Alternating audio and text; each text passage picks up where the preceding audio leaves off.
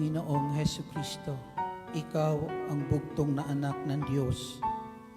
Ikaw ay namatay at muling nabuhay. Ikaw ang Panginoon ng mga Panginoon, Hari ng mga hari. Purihin ka magpakailanman.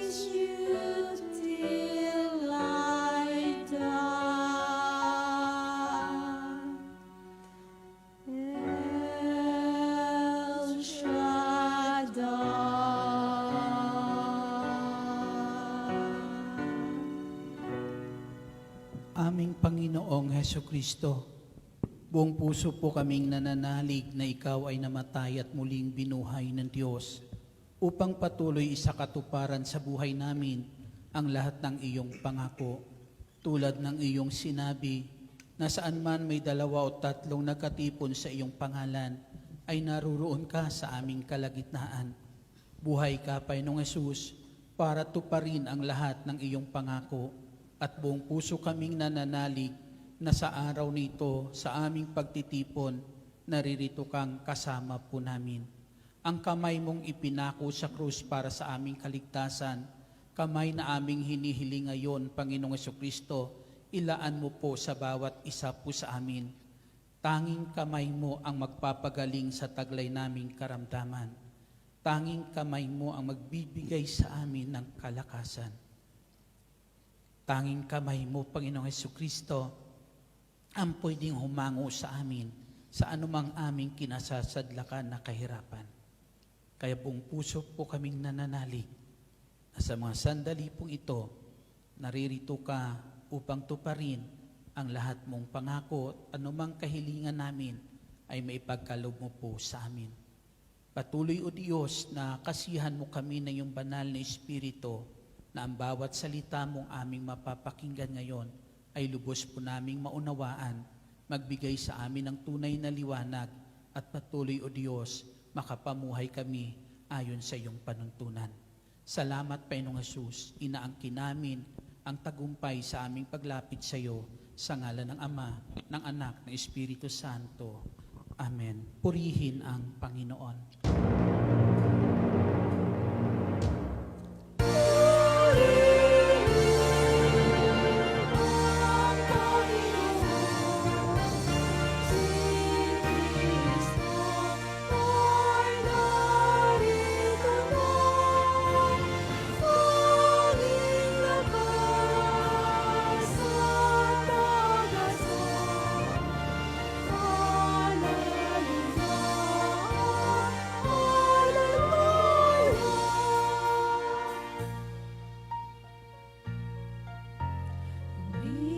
Panginoon, nagdiriwang sa pagdating niya, nagagalak ang aking espiritu.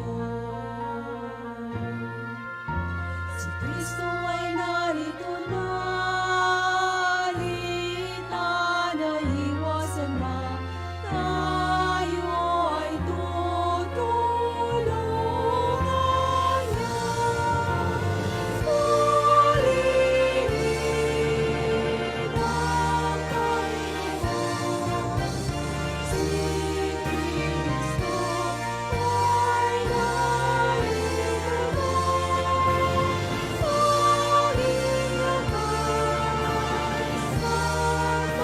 pag-asa,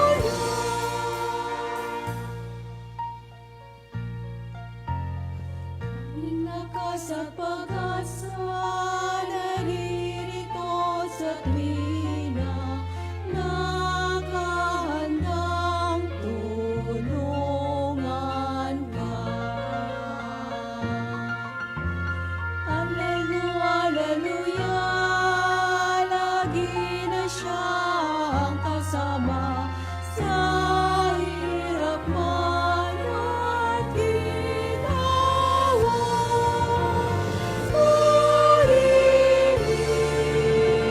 ang Panginoon, si Kristo ay narito na. Aming lakas at pag-asa, alleluia, alleluia, alleluia,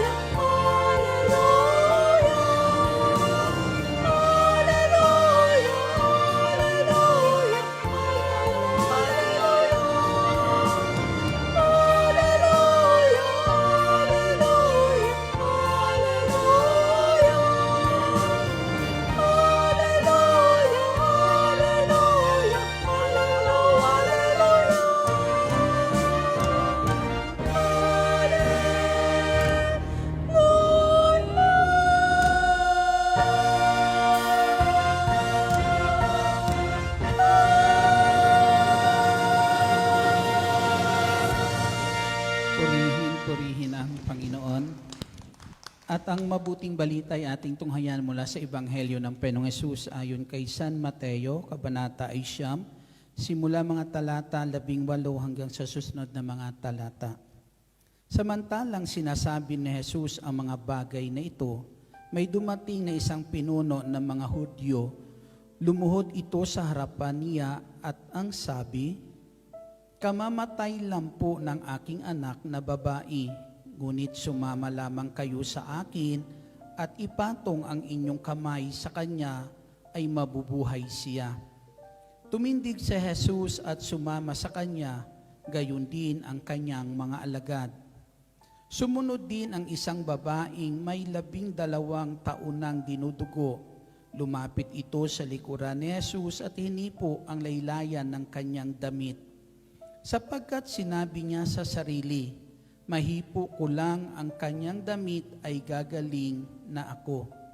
Bumaling si Jesus at pagkakita sa kanya'y sinabi, "Anak, lakasan mo ang iyong loob, pinagaling ka ng iyong pananalig."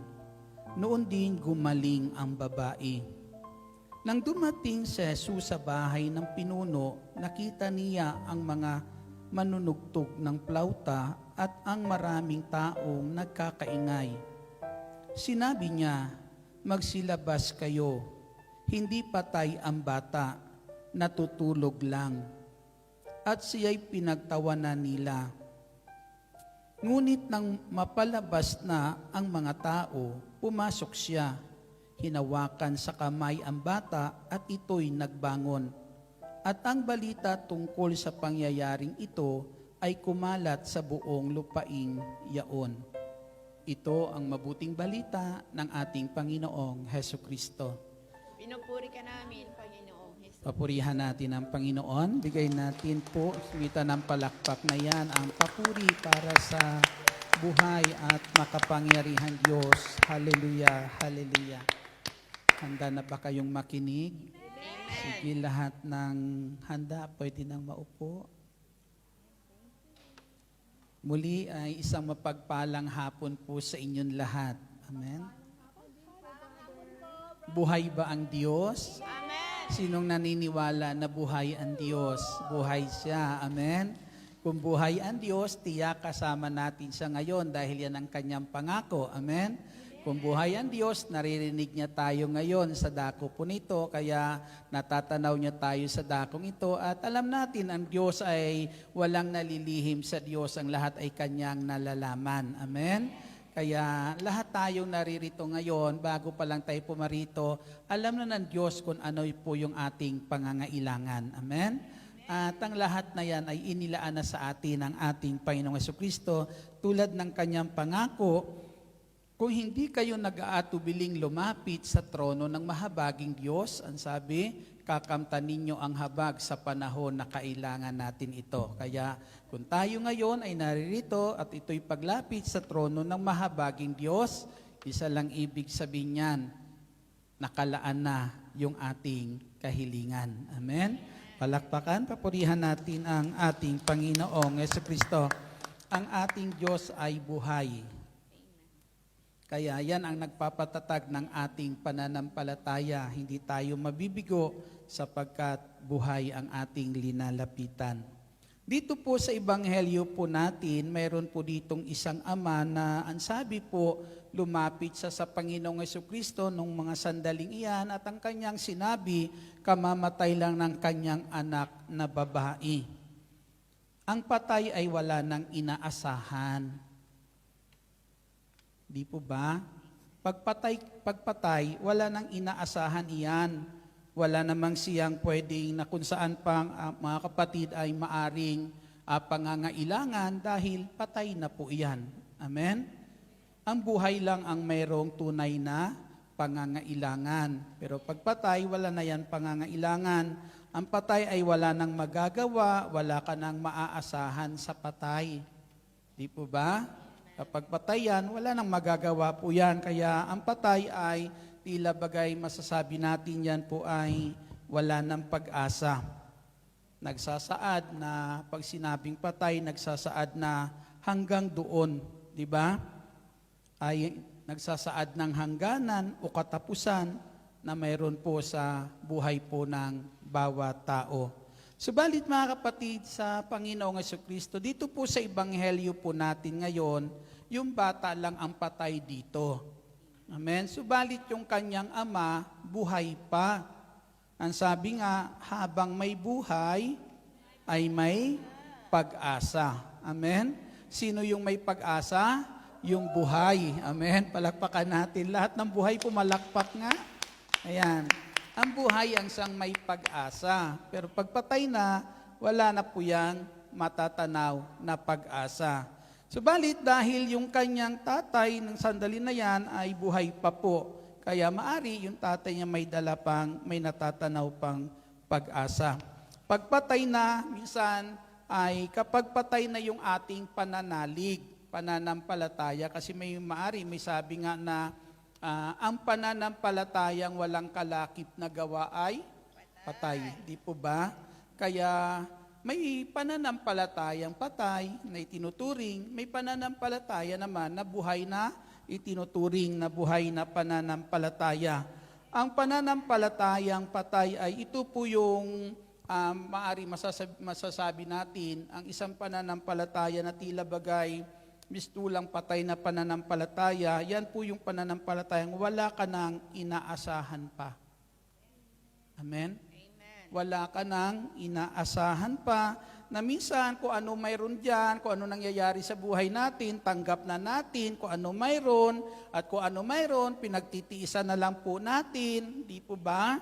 Na nasasabi po natin minsan mga kapatid ay wala na tayong magagawa hanggang doon na lang.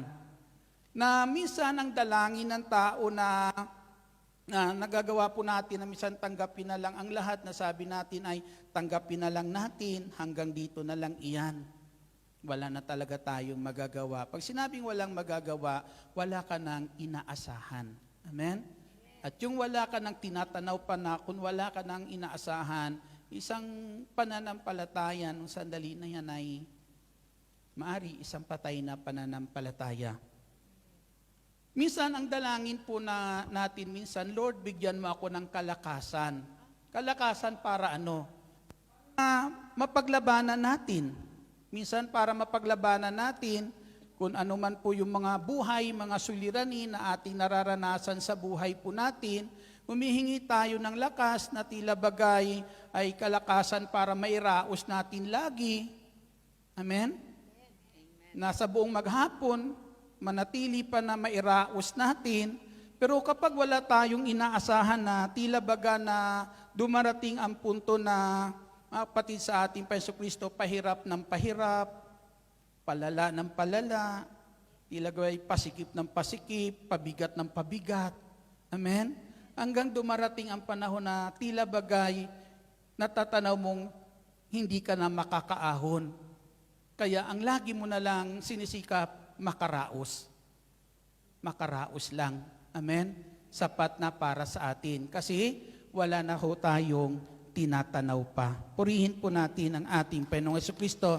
Subalit ang isang taong tunay may pananampalataya sa ating Diyos na makapangyarihan sa lahat, ito po yung taong nananalig o naniniwala na mangyayari yung kanyang inaasahan. Mangyayari yung kanyang inaasahan. Yan po yung tunay may pananalig na naniniwala pa na mangyayari ang kanyang inaasahan. Dahil po yung tao dito po, yung ama po ito ng bata ay buhay pa, maari yung ama na to ay may buhay pang pananalig sa Diyos. Buhay pang kanyang pananalig sa Diyos na may maganda pa siyang tinatanaw, may magandang mangyayari pa para sa kanyang anak, na para sa kanya, hindi pa ito katapusan para sa kanyang anak. Amen? Dahil kapag tayo may natatanaw pa, may pananalig, ay may natatanaw pa tayo na magagandang mangyayari, inaasahan na magagandang mangyayari sa buhay po natin. Palakpakan natin ang ating Panginoong Jesucristo. At ito po yung ama nung sandali po na yon. Ang kanya, sa po ay naniniwala na mangyayari ang kanyang inaasahan, at ang tanging inaasahan ng ama na ito ay ang kanyang anak ay hindi mamamatay. Amen? Ang kanyang anak ay hindi mamamatay. Minsan po ba may natatanaw na ba tayo sa buhay natin na tila bagay patay na? Pag sinabing tila bagay patay na, yung tila bagay wala ka nang inaasahan pa. Amen? Wala ka nang inaasahan pang maganda. Wala ka nang inaasahan mabuti pa. Diba? Na tila ba minsan sinasabi natin, ay huwag ka nang umasa pa dyan. Wala ka nang maaasahan diyan. Amen? Na kapag sinabi natin wala ka nang maasahan, para bagang yung mabuti o maaring nais mong mangyari sa pamamagitan niya minsan, sa pamamagitan ng mga bagay na yan, minsan mga kapatid ay tila bagay patay na, wala nang mangyayari pa. Amen? Subalit ang tatay dito, alam niya patay na yung kanyang anak, pero hindi siya umaasa na ang kanyang anak ay patay. Amen? Hindi siya umaasa kahit patay na yung kanyang anak, pero hindi siya umaasa na ang kanyang anak ay mamamatay. Bagkus inaasahan po, pinaniniwalaan ng ama na ito na yung kanyang anak nung oras na yan ay mabubuhay. Mabubuhay yung kanyang anak. Kaya para po na kung saan yung inaasahan ng tao na ito na ang kanyang anak ay hindi mamamatay, kundi ang kanyang anak ay mabubuhay, natatanaw iyon ng taong ito, ng ama na ito, na mangyayari ang lahat ng iyon sa pamamagitan ni Jesucristo. Magaganap ang inaasahan niya na iyon, mangyayari iyon sa pamamagitan ng ating Panginoong Jesucristo. Kaya ang ginawa po ng tao po nito ay pumunta sa ating Panginoong Hesus. Na ang sabi nga, mga kapatid, sa Panginoong Hesukristo, ang pananampalatayang walang kalakip na gawa ay patay. Patay po yan. Pwedeng sabihin ng ama, patay na yung anak ko, wala na tayong magagawa. Patay na, tanggapin na lang natin. Pero hindi po yun ang kanyang paniniwala. Ang kanyang paniniwala na ang kanyang anak ay mabubuhay, mangyayari kapag siya ay lumapit sa ating Panginoong Hesukristo. Na sa kanyang paglapit sa Panginoong Hesus, mabubuhay pa ang kanyang anak kung ang kanyang, nung sandali po na yan, yung kanya po na inaasahan ay maiparating niya sa ating Panginoong Hesukristo. Maiparating niya, oras na makalapit siya sa Panginoong Hesus at maiparating niya sa ating Panginoong Hesukristo, masabi niya sa ating Panginoong Hesukristo yung kanyang inaasahan, ang tao na to ay nananalig, mangyayari iyon sa kanyang anak. Amen? Palakpakan natin ang Panginoong Hesus. Minsan ang sabi ng Panginoong Hesus sa isang taong lumapit po sa kanya, at ang sabi ng tao nito, kung may magagawa kayo, tulungan nyo kami. Amen? Parang sinabi niya, kung may magagawa lang naman, kung wala, di wag na. Amen? Pero anong sabi ng Panginoong Hesus? Mapangyayari ang lahat sa may pananalig. Amen? At ito yung pananalig ng taong ito na lumapit sa ating Panginoong Kristo na kinakailangan masabi niya yung kanyang inaasahan na mangyayari sa ating Panginoong Kristo at kapag nasabi niya ito, naniniwala siya, mangyayari ang lahat pong iyon. Palakpakan po natin ang ating Panginoong Hesus. Sa ating kaya nga tayo nananalangin sa ating Panginoong Hesukristo na sa ating pananalangin ipinaparating natin sa Panginoong Hesus yung ating inaasahan. Amen. Na magagawa niya sa buhay po natin. Kaya kapag tayo manalangin, kinakailangan manalangin kayo na mayroong pasasalamat. Bakit pasasalamat? Kasi alam mong ibibigay niya sa iyo. Alam mong magagawa niya iyan. Alam mong hindi ipagkakait sa iyo ng Panginoong Hesus. Alam mo na kapag ipinarating mo sa Kanya, yung panalangin mong iyan, yung tawag po nito, yung inaasahan mong iyan, ay mangyayari sa ating Panginoong Hesukristo. Mapangyayari iyan ng Panginoong Hesus sa buhay po ng bawat isa sa atin. Palakpakan natin ang ating Panginoong Hesus. Sino po dito ngayon may inaasahan kay Lord? Palakpakan natin ang Panginoong Hesus. Hindi tayo bibiguin ng Diyos. Amen? Pangalawa po mga kapatid, dito po yung tao po nito ay, dahil po siya ay buhay pa, yung anak niya wala ng pag-asa, pero siya, alam niya, bilang taong buhay, may pag-asa pa siya. Amen? Na anumang kanyang inaasahan, mangyayari pa sa buhay niya. At hindi siya nagkamali ng kanyang nilapitan at kung saan ay ipinarating yung kanyang inaasahan para magkaroon ng katuparan. Dahil ang sabi nga, sinabi ni San Pablo sa Aklat ng Roma, Kabanata 10, Talata 11, hindi mabibigo ang sinumang nananalig sa ating Panginoong Hesukristo. Purihin po natin ang ating Panginoong Hesus. Pangalawa po dito, merong isang babae po dito na lumapit sa Panginoong Hesus. 12 taon na siyang may karamdaman, dinudugo. Ang babae po na to, yun ang kanyang karamdaman. At sabi nga sa ibang bahagi ng Ebanghelyo, malubha na po siya, naubos na yung kanyang kayamanan sa pagpapagamot, pero hindi po siya gumaling, hindi po siya umigi nung sandali pong iyan. Subalit mga kapatid, dahil yung sandali na yan, naubusan siya ng kayamanan, nangihina, may malubhang karamdaman, pero buhay pa. Buhay pa. Kaya habang buhay pa, maari mayroon pang pwedeng matanaw. Amen. Matanaw na pwede niyang asahan na mangyayari pa sa kanyang buhay. At yun ang nangyari dito sa babae po na ito, na nung sandali po na yan, mga kapatid, sa ating Panginoong Kristo, ay natanaw niya pa din yung kanyang inaasahan na maganda o mabuti na maaring mangyari pa po sa kanya. Maari mangyari pa po sa kanya at yan po mga kapatid ay walang iba kundi yung natatanaw ng babae sa kalalagayan niya iyon, yung mabuti, inaasahan na mangyayari sa kanya mabuti at maganda, yun po ay isang buhay na pananampalataya. At ito po alam niya, mangyayari ito sa pamamagitan din ng ating Panginoong Hesukristo. Mangyayari yung kanyang natatanaw, yung kanyang inaasahan, mangyayari iyon sa pamamagitan ng ating Panginoong Hesukristo.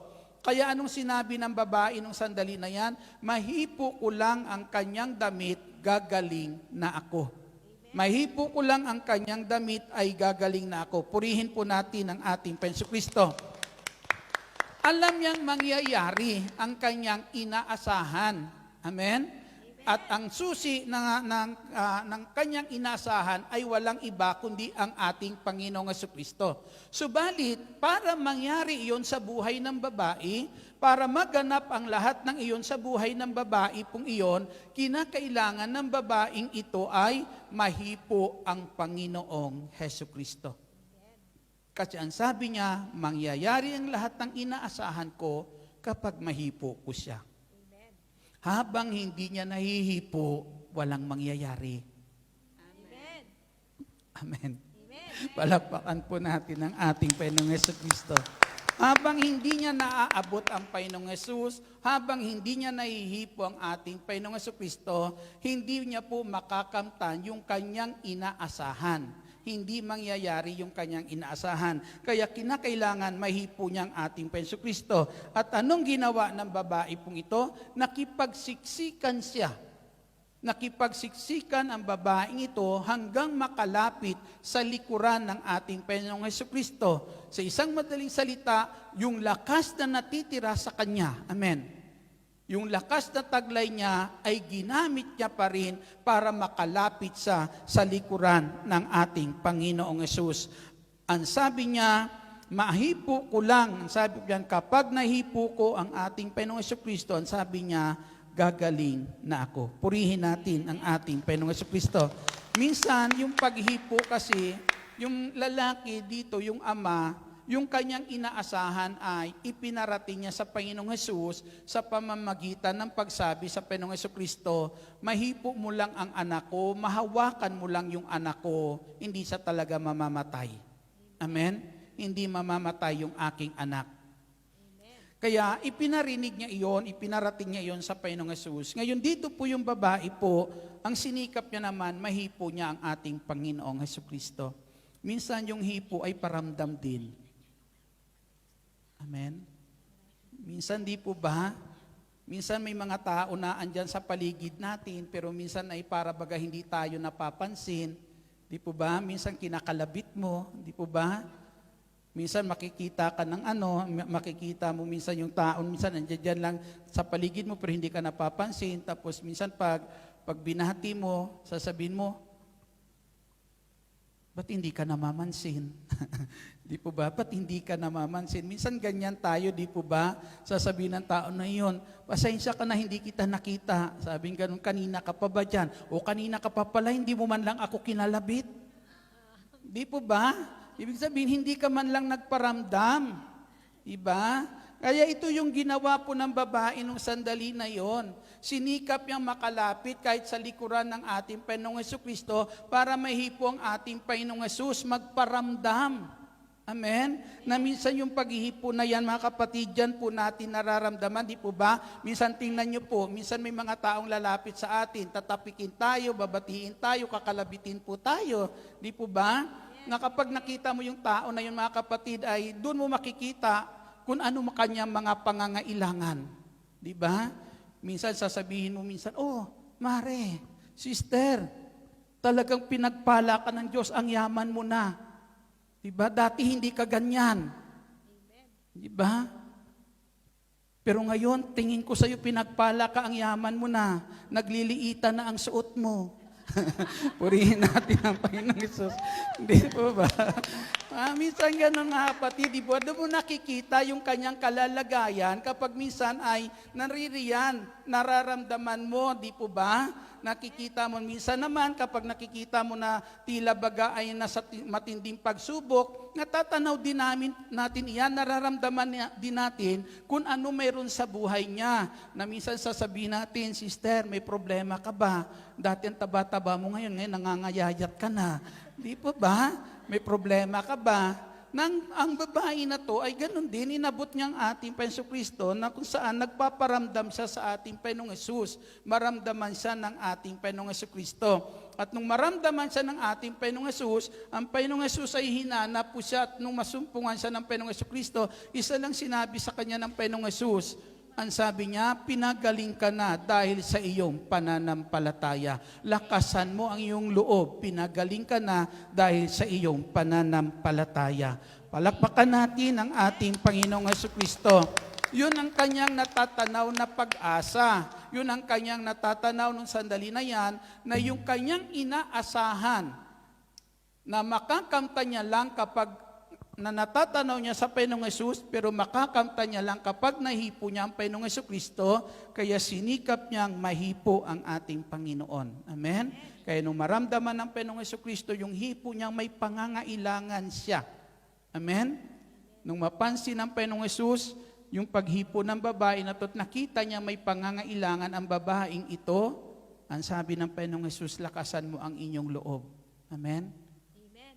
Magaling ka na. Palakpakan natin ang ating Panginoong Jesucristo. Paano kaya natin hihipuin si Lord para maramdaman tayo? Tulad ng babae pong iyon. Amen? Naramdaman ni Lord ang kanyang paghihipo. Minsan po may dalawang tao na pumasok sa templo at nung sila po ay pumaroon sa templo, yung dalawang tao po na ito, isang Pariseo at isang publikano, na sila po'y lumapit sa Diyos na nanalangin sa ating Panginoon, sa Diyos na ating pong tinatawagan, Diyos na handang tumugon sa ating mga pangangailangan. Nung sila po ay lumapit, ang sabi po ng Pariseo, nung sandali na yan, ang sabi niya, salamat, sabi niya, dahil hindi ako katulad ng iba. Amen?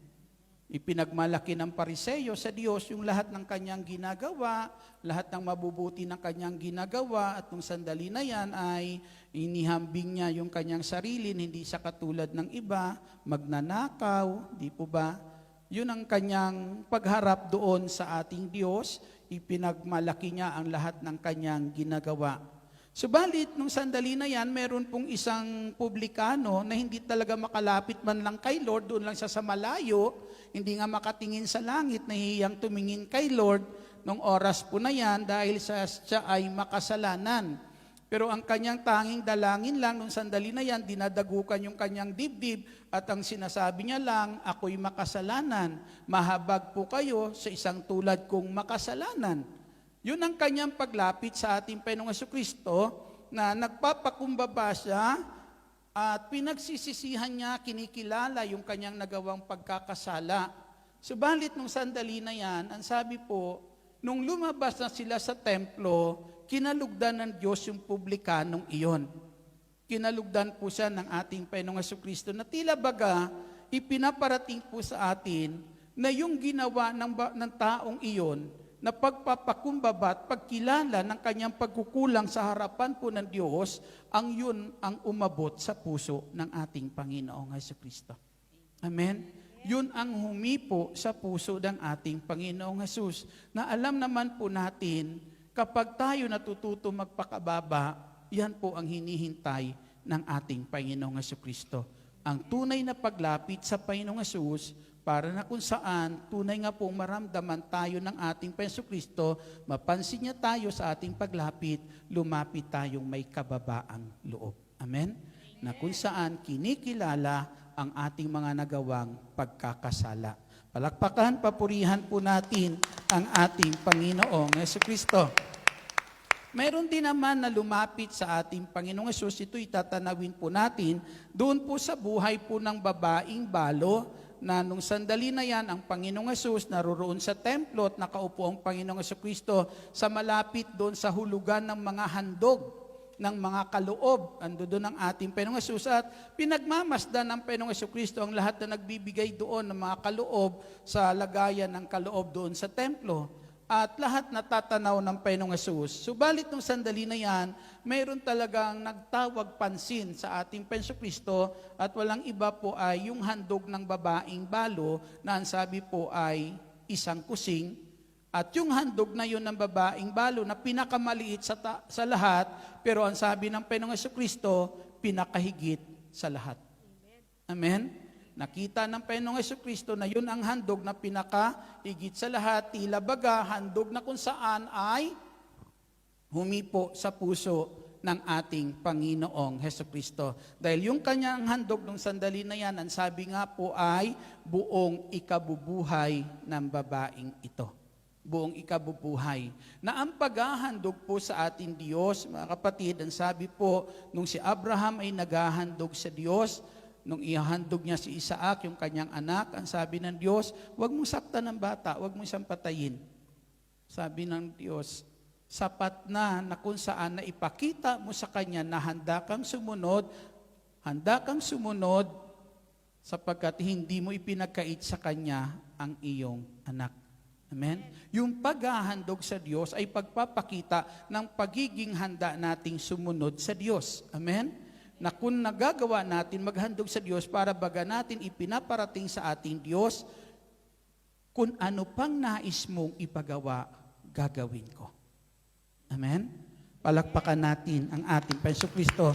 Kaya naramdaman ng ating Panginoong Kristo yung paglapit ng babae na ito sa kanya sa pangitan ng handog ng babae na yon na buong ikabubuhay niya. Na para bagang ipinapahayag ng babaeng ito sa ating Panginoong Kristo na handa kong ibigay ang buhay ko, masunod ko lang ang gusto mo. Kung mayroon pang kinakailangan na dapat kong gawin, dapat kong sundin, handa kong ibigay ang buhay ko para masunod po iyan. At yun ang isang handog na kung saan ay dala-dala niya sa paglapit sa Panginoong Kristo na naramdaman ng ating Panginoong Hesus. Amen? Palakpakan po natin ang ating Panginoong Kristo. Nga sa tuwing tayo lumalapit sa ating Panginoong Hesus, sikapin natin maramdaman tayo ni Lord na andyan tayo at kailangan natin siya. Amen? Minsan, sinasabi nga po natin, tayo nagpaparamdam na sinasabi lang natin, andi dito lang ako, kailangan ko ang tulong mo. Amen? At yun ang natanaw niya dito po sa babae na lumapit sa kanya at humipo sa kanyang damit. Purihin po natin ang ating Panginoong Hesukristo. Nung dumating ang Panginoong Hesus doon sa bahay po ng pinuno na ito, nadat na niya yung mga tao na naroon ay maraming tao na kung saan po ay manunugtog ng plauta, maraming tao nagkakaingay. At sabi ng Panginoong Hesukristo, lumabas kayo, hindi patay ang bata, natutulog lang. Amen? Hindi patay ang bata, natutulog lang. Pagpatay, kahit galawin mo, walang pakiramdam. Pero pagtulog, nagigising yan. Amen? Palakpakan natin ang ating Panginoong Hesus. Pagtulog, may nararamdaman iyan. Sabi ng ama ng bata ay ganito. Sabi niya, kapag nahawakan niyo siya, mabubuhay siya.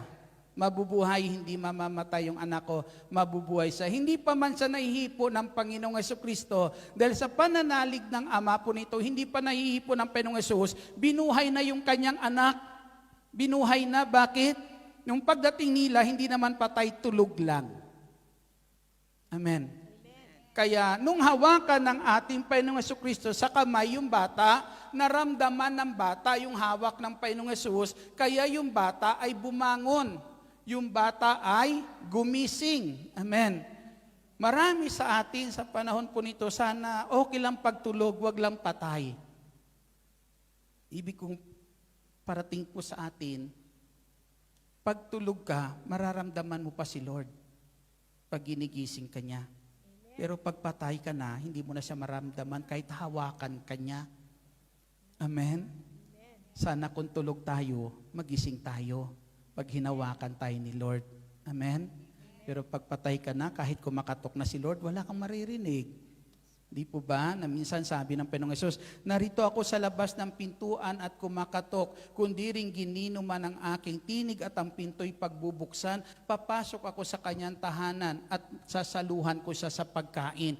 Pero kumakatok si Lord, walang bumubukas, parang patay. Amen? Di po ba? Pero kapag ikaw ay tulog, oras na kumatok si Lord, tiyak mapapabangon ka. Kapag ikaw ay tulog, kapag si Lord ay humawak sa kamay mo, tiyak mapapabangon ka. Purihin po natin ang ating Panginoong Jesucristo na nawa sa panahon ito, mga kapatid, panahon na para gumising tayo. Amen? Gumising na po tayo na kung saan magising tayo, maramdaman natin na ang buhay natin ay hawak ng ating Panginoong Jesucristo. Naririyan siya. Inaabot tayo ng ating Panginoon. Amen? Sana yung pag-abot ng Panginoong Hesus tulad sa batang iyon, na kung saan nagising yung bata, sana maramdaman natin araw-araw na yung kamay ni Hesus ang siyang umaabot po sa atin. Siyang humahawak sa bawat isa po sa atin. Amen? Nang tayo po ay magkaroon ng panibagong lakas, panibagong sigla, panibagong lakas upang muling tumayo, mga kapatid, at magpatuloy. Amen? Magpatuloy na gawin ang kalooban ng ating Panginoong Hesukristo. Purihin po natin ang ating Panginoong Hesus. Ang sabi ng Ama, pag nahawakan niyo ang aking anak, gagaling siya. Amen. Mabubuhay siya. Amen. Meron ba kayong gustong pahawakan kay Lord? Amen. Ano yung gusto niyong pahawakan kay Lord? Kapag yung wallet mo, pinahawakan mo kay Lord, alang naman iisipin mo mangyayari pag hinawakan ni Lord, mauubusan ng laman ito. Di po ba? Kapag pinahawakan mo yung wallet mo kay Lord, isa lang naman naaasahan mong mangyari, pupunuin ni Lord. Di po ba? Totoo po yan. Di ba? Kasi yun ang paniniwala ng Ama, na kapag nahawakan ni Lord yung kanyang anak ay mabubuhay. Diba? Iko yung sinabi mo, Lord, hawakan mo yung wallet ko. Alang naman, iisipin mo taasahan na ang mangyayari ay mauubusan yan. Diba? Siyempre, iisipin mo taasahan, pupunuin to ni Lord. Hindi ito magkukulang araw-araw. Amen. Palakpakan natin ang ating Jesucristo. Nga marami po tulad ng Ama na ito na hinihiling ang kamay ng Panginoong Hesus para abutin ang kanyang anak at ang kanyang anak ay mapagpala ng Diyos. Amen? Ano mang mayroon ka ngayon, ano mang nais mo ngayon, na ilapit sa Panginoong Hesus at sabihin sa Kanya, Lord, abutin mo ito ng iyong kamay. Aabutin ng Panginoong Hesus at pagpapalain iyan. Amen. Tumayo po tayong lahat.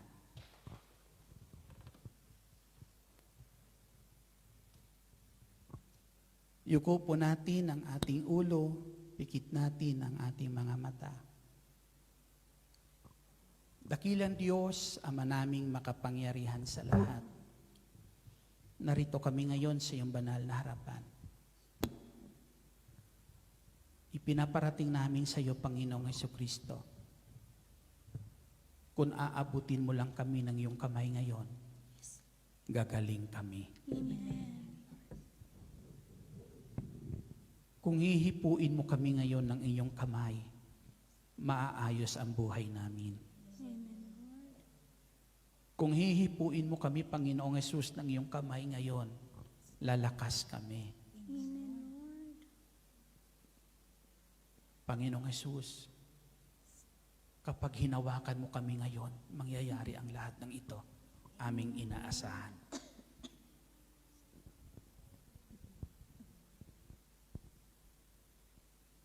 Nananalig kami, Panginoong Hesus, kapag naabot ka namin ngayon at nahipo, mangyayari ang aming inaasahan. Tulad ng babaeng humipo sa iyong damit. Ang inaasahan niyang kagalingan nangyari sa kanya nung mahipo kanya. Panginoong Hesus, kasalanan ang naglalayo sa amin sa iyo. Kaya sa mga sandali na to, Panginoong Jesucristo, buong puso po kami nagpapakumbaba sa iyong banal na harapan. Inaamin namin, Lord. Marami kaming pagkukulang. Pagkakasala, sa isip, sa salita, sa gawa, Panginoong Hesus. Patawarin mo kami, Panginoong Jesucristo. Patawad, Panginoong Hesus. Patawad, Lord. Na minsan hindi namin maiwasan ang magalit, na hindi lang basta galit. Minsan, Lord, may mga salita, Lord, na kasamang hindi maganda, Lord. Patawarin mo kami, Panginoong Jesucristo. Patawad, Panginoong Hesus. Patawad. Linisin mo kami ng banal mong dugo, Panginoong Jesucristo. At sa mga sandali na to, Panginoong Hesus, dalangin po namin. Marapatin mo po na kami po'y pagharian ng iyong banal na Espiritu.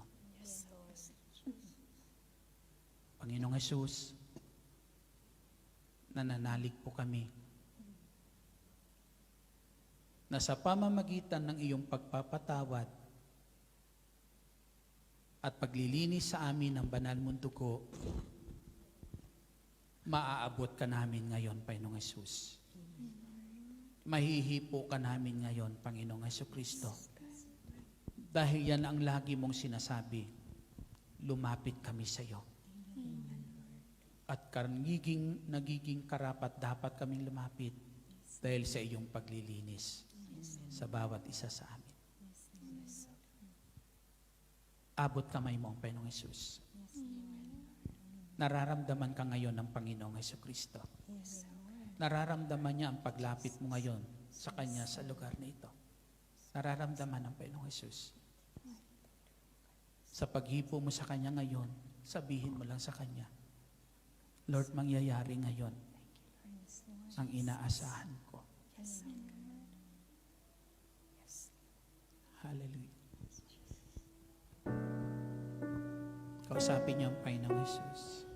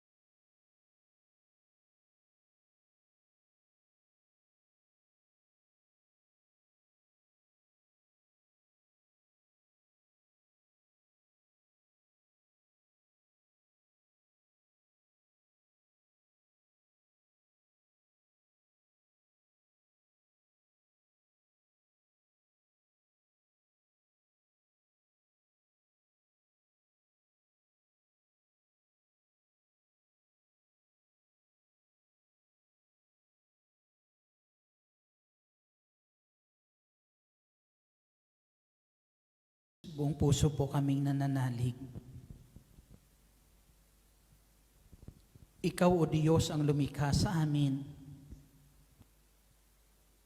At nung masira ang buhay na binigay mo sa amin, kamay mo pa rin, Panginoong Jesucristo, ang nag-ayos nung ikaw ay ipinako sa krus. Ikaw ang tunay na nagmamay-ari sa amin, Panginoong Jesus. Ikaw ang tunay na nagmamay-ari po sa amin. Panginoong Jesus, nais naming maramdaman ngayon yung kamay mo na humawak sa bata para siya gisingin, para siya ibangon. Hinihiling namin, Lord, abutin mo kami ng kamay. Ng kamay mo, Panginoong Jesucristo. Abutin mo kami, Panginoong Jesus. Ikaw ang nagmamay-ari sa amin. Kamay mo lamang ang tunay makapag-iingat po sa amin. Kamay mo lamang ang makapag-aayos ng buhay po namin. Sinasabi ng ama ng bata, Panginoong Jesus, na sa kamay mo ang kanyang mga inaasahan na mangyayari para sa kanyang anak. Naniniwala kami, Panginoong Jesus, nananalig na sa kamay mo ngayon ang aming mga inaasahan at ito'y mangyayari sa buhay po namin. Mangyayari, Panginoong Jesus. Abutin mo rin ng iyong kamay, Panginoong Jesus, ang mga taong nais nilang abutin mo, Panginoong Jesus. Abutin mo, Panginoong Jesucristo. Ang mga mahal sa buhay, sa mga sandali na ito, Panginoong Jesus, na nais nila, Panginoong Jesus, na sa mga sandali na ito, Diyos, natatanaw nila ang inaasahan na mangyayaring mabuti para sa kanilang mga mahal sa buhay, asawa, anak, magulang, Panginoong Jesus, ay nasa kamay mo. Hiniling namin, Lord, para sa aming mga mahal sa buhay. Abutin mo sila ng iyong kamay. Para maranasan nila, O Diyos, ang mabuti at maganda na inilaan mo, Diyos, para sa amin lahat.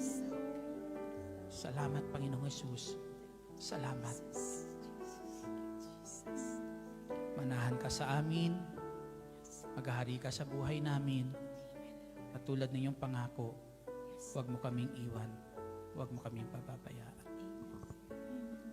Kung meron kayong bahagi ng katawan na nais nyong hipuin ng Panginoong Jesus, hipuin nyo po ngayon. Abutin nyo po.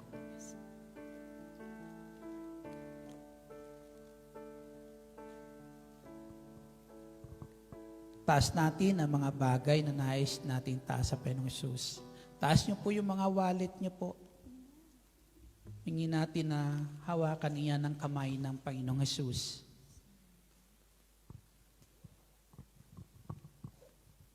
Ama naming nasa langit, buong puso po kaming nananalig na ang lahat na itong itinataas namin, na nais naming abutin mo, O Diyos, na yung mapagpalang kamay, ang lahat na to dakilang alisaday, inaangkin namin, pagpapalain mo.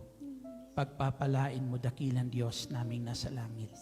Kung paano mo pinagpala ang batang iyon, O Diyos, nung abutin mo ng pagpalang kamay, ang mga bagay na itinataas namin ngayon, inilalapit namin sa iyo, ay pagpapalain mo rin, Panginoong Jesucristo. Salamat, dakilang Diyos, higit sa lahat, Panginoong Jesus, hawakan mo ang bawat isa po sa amin. Naangkin namin, Ama, na ang lahat ng aming itinataas ngayon na kahilingan ay iyon ang ipinagkaloob. Pagpalain mo rin, Ama, at abutin na yung kamay ang mga among pinaglilingkuran ng aking mga kapatid at pagpalain ang kanilang buhay sa ngalan ni Jesus, sa ngalan ng Ama, ng Anak at ng Espiritu Santo. Amen. Patuloy kayong samahan ng Diyos at pagpalain sa lahat ng inyong gagawin.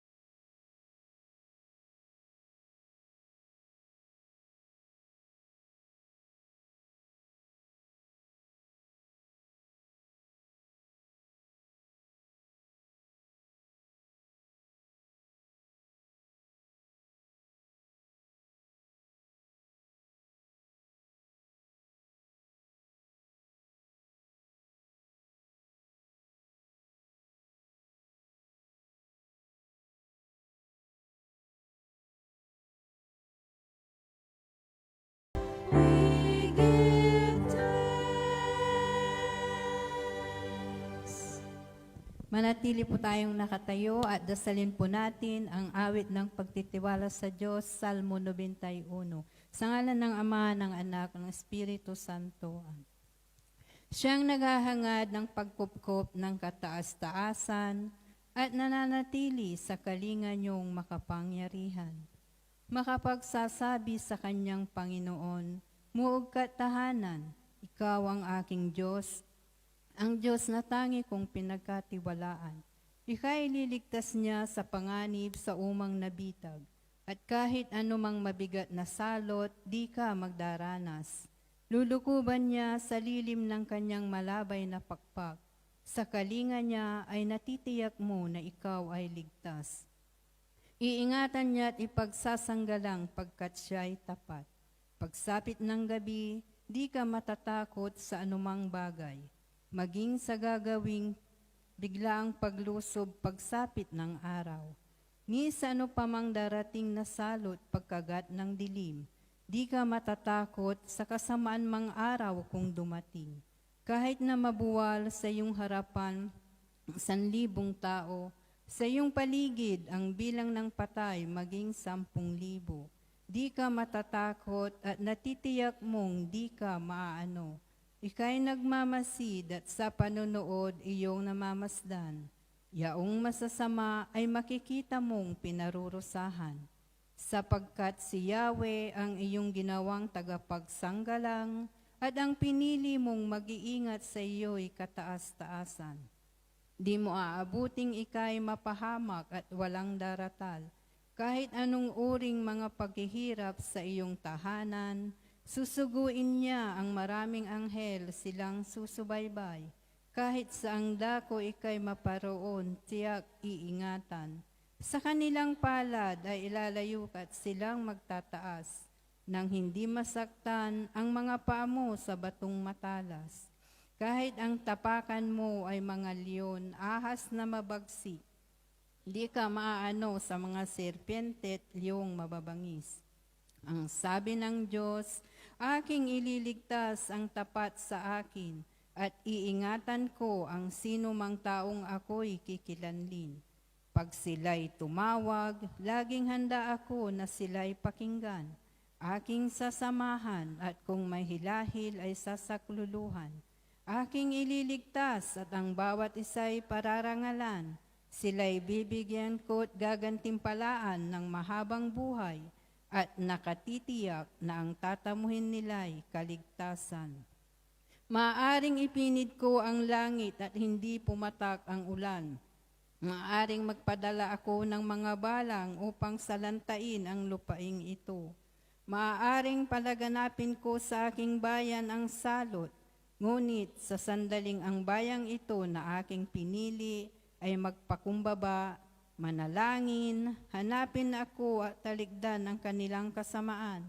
Diringgin ko sila, patatawarin ko sila, at ibabalik ko sa kanilang lupain ang katiwasayan at ang kasaganaan. Ito ang mga salita ng Diyos. Sa ngalan ng Ama, ng Anak, ng Espiritu Santo. Amen.